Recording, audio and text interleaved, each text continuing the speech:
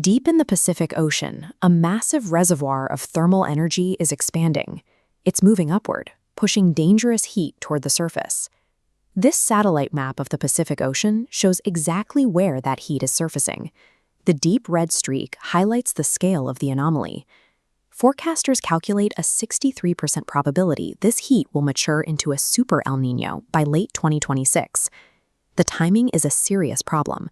This anomaly is projected to hit its peak intensity right when India enters its crucial monsoon season. To understand the stakes, look at the ground level. Nearly 600 million people and 51% of India's agricultural output rely entirely on those specific seasonal rains to survive the year. We have recent data on what happens when this exact weather pattern forms. We saw it in 2015. That year, a super El Niño triggered a massive agricultural drought in Marathwada. Rainfall dropped by 40%, local reservoirs dried out, and the state had to intervene directly to keep the population alive. The government deployed the Jal Doot Express, a 50-wagon railway train running 340 kilometers daily to pump 2.5 million liters of emergency water into dirt trenches. Even with the train, desperation set in. People waited in line for hours for a few pitchers of water. The government eventually invoked Section 144, a colonial-era law, banning public gatherings of more than 5 people around water points to prevent riots. The 2026 event poses a much higher threat. Global baseline temperatures are hotter now than they were in 2015, and India's infrastructure is already stretched to its absolute maximum capacity. The Indian monsoon operates like a pressure-driven engine. The baking Indian subcontinent creates a massive low-pressure zone, while the cooler Indian Ocean maintains high pressure. Wind rushes from high to low pressure, scooping moisture from the sea and dumping heavy, sustained rain over India's farmlands. The entire water supply of the subcontinent rests on this single, delicate temperature difference between the land and the ocean. El Niño acts like a wrench thrown into this engine. It attacks the pressure differential in 3 simultaneous ways. First, the Indian Ocean cooks. Rising temperatures erase its cool, high-pressure status, closing the temperature gap with the land.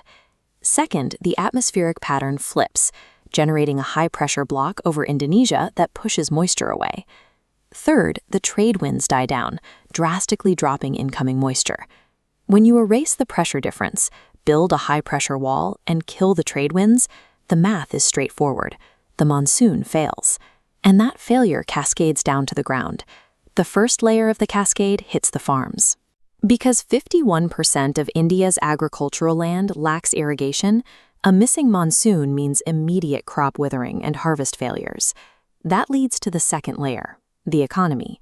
Less food means higher prices. The poorest households already spend up to 60% of their income on basic groceries. When inflation hits, they lose the ability to feed themselves. The third layer strikes the energy grid. A weak monsoon brings intense, prolonged heat waves. Millions of air conditioners switch on at once, driving national power demand to a record 270 gigawatts. This creates the fourth layer. As rivers dry up, hydroelectric dams stop generating power. To fill the gap, the grid relies heavily on coal plants. But thermal coal plants require millions of liters of fresh water just to cool their systems.